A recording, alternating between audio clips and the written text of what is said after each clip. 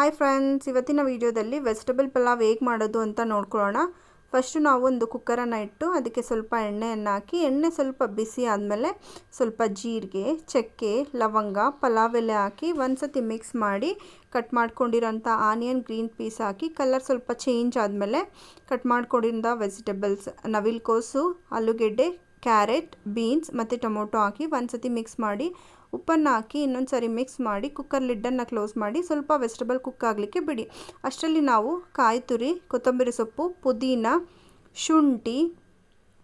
ಹಸಿರು ಮೆಣಸಿನ್ಕಾಯಿ, ಬೆಳ್ಳುಳ್ಳಿ, ಸ್ವಲ್ಪ ಈರುಳ್ಳಿ, ಒಂದು ಚಿಟಿಕೆ ಅರಿಶಿನ, ಸ್ವಲ್ಪ ನೀರು ಹಾಕಿ ಮಸಾಲೆ ರುಬ್ಕೊಬೇಕು. ಇವಾಗ ರುಬ್ಬಿರೋಂಥ ಮಸಾಲೆನ ಹಾಕಿ ಮತ್ತೆ ಒಂದು ಸತಿ ಮಿಕ್ಸ್ ಮಾಡಿ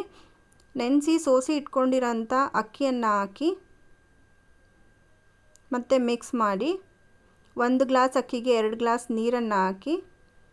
ಒಂದು ಮಿಕ್ಸ್ ಕೊಟ್ಟು ಲಾಸ್ಟಲ್ಲಿ 1 ಟೇಬಲ್ ಸ್ಪೂನ್ ತುಪ್ಪವನ್ನು ಹಾಕಿ